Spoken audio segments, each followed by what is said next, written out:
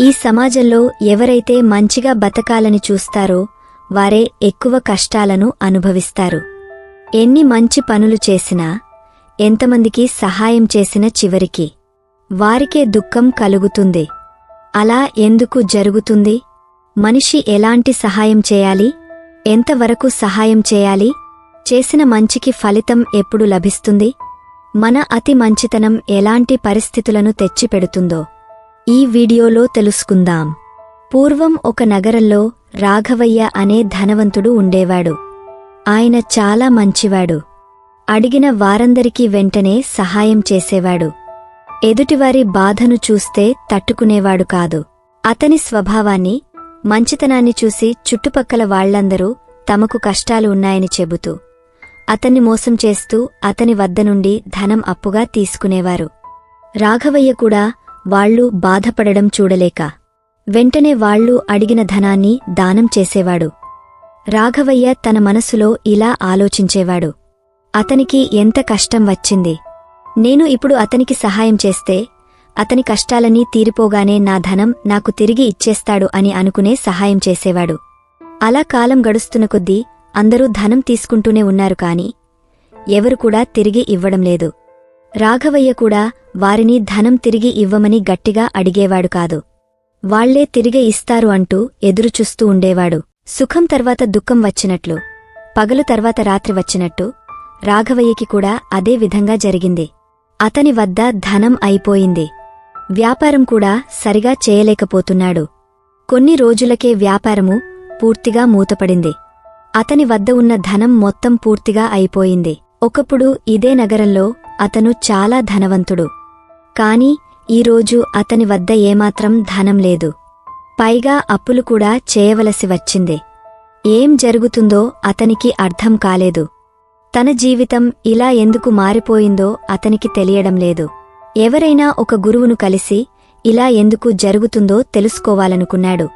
వెంటనే ఆ నగరం బయట అడవిలో ఉన్న ఒక గురువు వద్దకు చేరుకుని గురువుగారికి నమస్కరించి, గురుదేవా, నేను చాలా కష్టాలలో ఉన్నాను. నేను అందరికీ సహాయం చేసి ధనవంతుడు నుండి పేదవాడిగా మారాను. గురువుగారు, నేను సహాయం చేయడమేనా తప్ప ఎవరికీ సహాయం చేయకూడదా? మీరే నాకు ఏదైనా పరిష్కారం చెప్పండి. నా మనస్సుకు శాంతిని కలిగించండి అంటూ వేడుకున్నాడు. అప్పుడు ఆ గురువు, నాయనా, నువ్వు చాలా మంచివాడివి, అందరిమీద దయగలవాడివి. కాని ఒకటి గుర్తుపెట్టుకో, అవసరానికి మించి మంచిగా ఉండడం కూడా మనకు కష్టాలను కలుగజేస్తుంది. నువ్వు అందరూ కష్టాలలో ఉన్నారని వారికి సహాయం చేసేవాడివి. కాని అందరూ దానినే నిస్సహాయంగా భావించి నీ ముందు బాధపడినట్టుగా నటించి నీ నుండి ధనం తీసుకున్నారు. అప్పుడు రాఘవయ్య, అవును గురుదేవా, అలాగే జరిగింది. నా దుఃఖానికి కారణం అతి మంచితనం. అందరికీ అడగగానే ఏమీ ఆలోచించకుండా నేను సహాయం చేయడం అని అన్నాడు. మరి గురుదేవా, నేను ఇప్పుడు ఏం చెయ్యాలి? చెడ్డవానిగా మారిపోవాలా? మంచితనాన్ని తీసి పక్కన పెట్టేయలా? మంచిగా ఉంటే మంచి ఫలితం లభించదా? ఈ లోకంలో అడిగిన వారికి సహాయం చేస్తే ఎలాంటి పరిణామాలు వస్తాయని అడుగుతాడు. అప్పుడు ఆ గురువుగారు, చూడు నాయనా, ఈ లోకంలో మంచివారికి ఎక్కువ దుఃఖం కలుగుతుంది. దానికి కారణం ఎదుటివారి కష్టాలను చూసి మనం వెనుక ముందు ఆలోచించకుండా సహాయం చేయడం, ఎదుటివారిని పూర్తిగా నమ్మడం. మనం ఇప్పుడు వారికి సహాయం చేస్తే వారు కూడా మనకు భవిష్యత్తులో సహాయం చేస్తారు అని ఆశ పెట్టుకోవడం. ఈ లోకంలో మనం చేసే సహాయానికి కూడా కొన్ని పరిమితులు ఉంటాయి. దానిని అనుసరించే మనం సహాయం చేయాలి అని అంటారు. అప్పుడు రాఘవయ్య, గురుదేవా, కొద్దిగా అర్థమయ్యేలా వివరించి చెప్పనని అడుగుతాడు. అప్పుడు ఆ గురువుగారు, అయితే నీకు ఒక చిన్న కథను చెబుతాను. దానిని విన్న తర్వాత నీకు బాగా అర్థమవుతుంది. ఏం చేయాలో, ఏం చెయ్యకూడదో అంటూ ఈ కథను చెప్పడం ప్రారంభించాడు. ఒక ఊర్లో ఒక మేక ఉండేది. ఆ మేక ఒక బిడ్డకు జన్మనిచ్చింది. ఆ మేక పిల్ల చాలా అందంగా ఉండేది. తల్లి కూడా మేక పిల్లను చాలా ప్రేమించేది. తల్లి మేక తన పిల్లకి మంచి మాటలు చెప్తూ పెంచేది. తల్లి తన పిల్లను చాలా జాగ్రత్తగా పెంచుకునేది. కాని ఆ తల్లి అతి ప్రేమ కారణంగా ఆ మేకపిల్ల మొండిగా తయారైంది. పిల్ల మాత్రం తల్లి చెప్పే మంచి మాటలు అస్సలు వినేది కాదు. నాకు ఏం జరిగినా నా తల్లి చూసుకుంటుందిలే, నాకు ఏ కష్టం రానివ్వదు అని అనుకునేది. మెల్లిమెల్లిగా ఆ మేకపిల్ల తన బాధ్యతలను పూర్తిగా మర్చిపోయింది. ఆ తల్లి అతి ప్రేమ ఈ మేకపిల్లను పూర్తిగా చెడగొట్టింది. మంచి చెడు అనే విచక్షణ మేకపిల్లకి ఉండేది కాదు. ఒకరోజు ఆ మేకపిల్ల ఆడుకుంటూ పక్కనే ఉన్న అడవిలోకి వెళ్ళిపోయింది. ఆ మేకపిల్ల అడవిలోకి వెళ్లడం ఇదే మొదటిసారి. అది అడవిలోని దృశ్యాలను ఇప్పటివరకు చూడనేలేదు. అక్కడ అందమైన పూల చెట్లు, మొక్కలు చూడగానే దానికి చాలా ఆనందం వేసింది. అక్కడి ఆకులన్నీ తిని తన ఆకలి తీర్చుకుంది. అక్కడ అందమైన పూల చెట్లు, మొక్కలు చూడగానే దానికి చాలా ఆనందం వేసింది. అక్కడి ఆకులన్నీ తిని తన ఆకలి తీర్చుకుంది. ఈ రోజు వరకు అలాంటి ఆహారము ఆ మేకపిల్ల తినలేదు. దానికి చాలా ఆనందం కలిగింది. ఇలా ప్రతిరోజు అడవిలోకి వెళ్లడం మొదలుపెట్టింది. రోజు వెళ్లి పూలను తెంపడం, చిన్న చిన్న మొక్కలను విరిచివేయడం, పూల తోటలను పాడు చేయడం మొదలుపెట్టింది. ఇలా తన పిల్ల అడవికి వెళ్లడం ఒక రోజున తల్లికి తెలిసిపోయింది. తన పిల్ల ప్రతిరోజూ అడవిలోకి వెళ్లి అన్ని పువ్వులు, మొక్కలను నష్టపరుస్తుందని తన పిల్లను దగ్గరకు పిలుచుకుని ఇలా అంటుంది, నువ్వు అడవిలోకి వెళ్ళవద్దు. అక్కడ క్రూరమైన జంతువులు ఉంటాయి. అవి నీపై దాడి చేస్తాయి.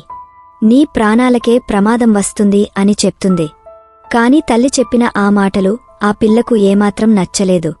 అమ్మా, నువ్వు భయపడకు, ఏ జంతువు ఏమీ చేయట్లేదు అని అంటూ అడవిలోకి పారిపోయింది. ప్రతిరోజూ అలాగే అడవిలోకి వెళ్లి అన్నిటికీ నష్టపరచడం మొదలుపెట్టింది. అదే రోజు ఒక సింహం అక్కడికి చేరుకుంది. ఆ సింహం చాలా బలమైనది, కాని చాలా దయ కలిగినది, చాలా మంచి స్వభావము కలిగినది. చిన్న చిన్న ప్రాణులను చంపేది కాదు. సింహం దృష్టి అక్కడ ఆడుకుంటున్న మేకపిల్లపై పడింది. దానిని చూసి ఆశ్చర్యపోయి, ఈ మేకపిల్ల ఈ అడవిలోకి ఎందుకు వచ్చింది? దీనికి క్రూర జంతువులంటే భయం లేదా? అన్ని మొక్కలను అనవసరంగా నష్టపరుస్తుంది. నేను కొద్దిసేపు ఇక్కడే నిలబడి వేచి చూస్తాను.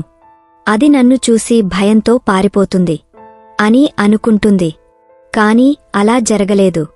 సింహం చాలాసేపు ఎదురుచూసింది కాని మేకపిల్ల మాత్రం దానిని అస్సలు పట్టించుకోవడం లేదు.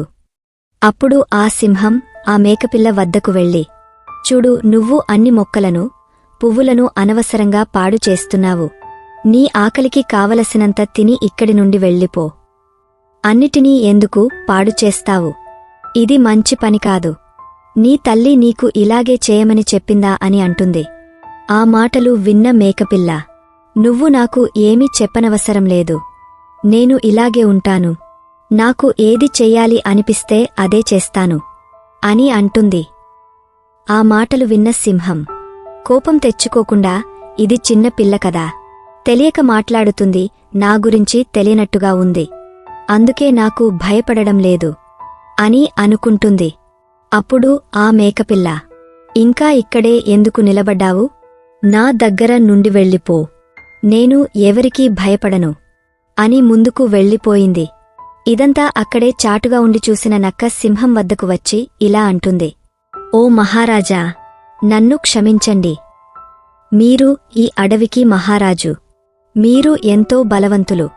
ఆ మేకపిల్లను ఒక వేటుతో చంపేయగలరు. అలాంటిది ఈ మేకపిల్ల మిమ్ముల్ని అవమానించి ఏమాత్రం పట్టించుకోకుండా ఇక్కడ నుండి వెళ్ళిపోయింది. కాని మీరు దానిని ఏమీ అనలేదు. ఎందుకు అని అడుగుతుంది. అప్పుడు ఆ సింహం, నేను మేకపిల్ల మంచిని కోరుకున్నాను. ఆ చిన్న పిల్లపైన బలాన్ని ఉపయోగించాలని నేను కోరుకోలేదు. అందుకే దానిని ఏమీ అనకుండా వదిలేశాను అని అంటుంది. అప్పుడు నక్క, మహారాజా, మీ మంచితనం, మీ దయాగుణం వల్ల ఆ మేకపిల్ల బలం పెరిగింది. మీరంటే దానికి భయం పోయి మీ మంచితనాన్ని అది తప్పుగా అర్థం చేసుకుంది. ఈ అడవిలో మొక్కలను నాశనం చేస్తోంది. కాని మహారాజా, చిన్న ప్రాణాలపై బలం ఉపయోగించవద్దని నాకు కూడా తెలుసు. కాని మరి అంత మంచితనం కూడా పనికిరాదు. అప్పుడప్పుడు భయపెట్టడం కూడా చాలా ముఖ్యం. అతి మంచితనం కూడా మనల్ని ఎదుటివారి దృష్టిలో చేతకానితనంగా కనిపిస్తుంది. ఒక మహారాజు ప్రజలలో మంచివానిగా ఉండాలి, అవసరం వచ్చినప్పుడు కఠినంగా కూడా ఉండాలి. అప్పుడే ప్రజల్లో రాజు అంటే భయం ఉంటుంది. అప్పుడే వారు ఏ తప్పులు చేయకుండా ఉంటారు అని చెబుతుంది నక్క. నక్క మాటలు విన్న సింహం ఆ మేకపిల్లకు ఏమీ హాని చేయకుండా దానిని భయపెట్టి ఇక్కడ నుండి పంపించి వేస్తావా? అది నీవల్ల అవుతుందా? భయపెడితే అది మన మాట వింటుందా అని అంటుంది. అప్పుడు ఆ నక్క, మహారాజా, నేను అలా చేయగలను. నేను ఆ మేకపిల్లను భయపెట్టి మళ్లీ ఇటువైపు రాకుండా చేస్తాను అని అంటుంది. అప్పుడు ఆ సింహం, సరే అయితే నువ్వు అలా చేయగలిగితే నీకు మంచి బహుమతి ఇస్తానని అంటుంది. సింహం మాటలు విన్న నక్క వేగంగా మేకపిల్ల వద్దకు వెళ్లి మేకపిల్లను కింద పడేసి దాని గొంతును గట్టిగా నొక్కిపట్టి, నేను నిన్ను ఇప్పుడే చంపేస్తా అని అంటుంది. నువ్వు అడవిలో ఉన్న మొక్కలను నాశనం చేశావో నేను నిన్ను చంపేస్తానని అంటుంది. ఆ మాటలు విన్న మేకపిల్ల భయపడిపోయింది. నన్ను క్షమించు, నన్ను వదిలిపెట్టు, నన్ను ఇక్కడ నుండి వెళ్ళనివ్వు, మళ్ళీ ఎప్పుడు ఇటువైపు రాను, ఇకపై నేను ఈ తప్పు చెయ్యను అని అంటుంది. అప్పుడు నక్క దాని పట్టును వదిలివేస్తుంది. వెంటనే ఆ మేకపిల్ల దాని నుండి తప్పించుకుని చాలా వేగంగా పరుగులు తీసింది. పడుతూ లేస్తూ ప్రాణాలతో పరిగెత్తింది.